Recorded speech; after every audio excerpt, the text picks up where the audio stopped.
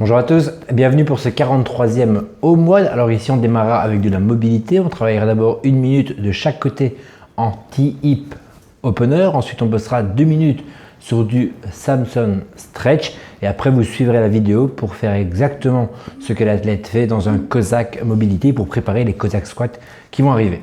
On aura une session de force, on fera 3 fois 10 répétitions, ce sera en réalité 5 de chaque jambe vu que vous irez de gauche à droite sur chaque répétition. Ce sera du goblet Cossack squat. Si vous avez une barre, vous pourrez le faire avec une barre dans le dos en back rack, si pas un pack dos, n'importe quel autre objet, kettlebell, dumbbell que vous pouvez soulever et tenir devant pour quand même faire un volume de 10 répétitions. Pas de tempo, ça reste un exercice assez difficile. Ceux qui savent évidemment descendre jusqu'en bas, faites-le, mais restez toujours attentif à bien rester sur l'ensemble du pied et avoir un genou qui soit bien aligné avec vos orteils, surtout pas un genou fléchi qui rentre vers l'intérieur.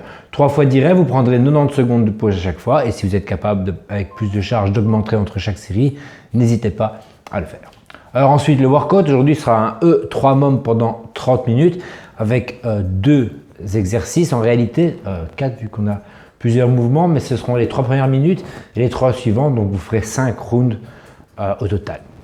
On commencera sur les premières 3 minutes par 300 mètres de course, de rameur, de ski erg. Doublez la distance en bike si vous utilisez un bike erg.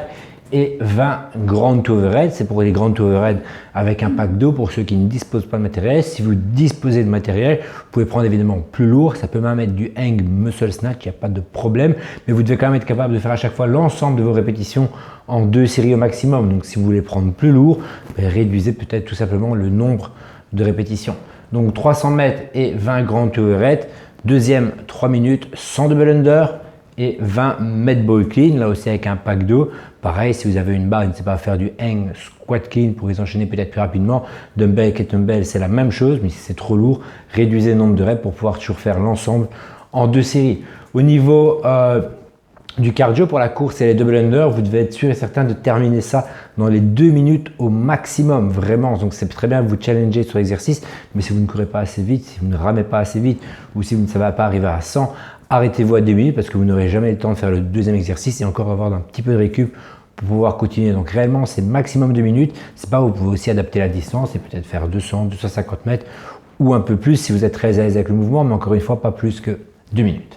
Et vous prendrez une mobilité, une récupération active très cool. Si vous êtes plusieurs à vous entraîner, vous allez tout simplement aller marcher pendant 10 minutes à 2. N'hésitez pas à vous étirer légèrement tout en marchant tranquillement, mais rien d'autre pour aujourd'hui. Pas de session de renforcement. Les 30 minutes, si elles ont vraiment été bien faites, sont largement suffisantes. Et on se revoit demain pour le WOD numéro 44.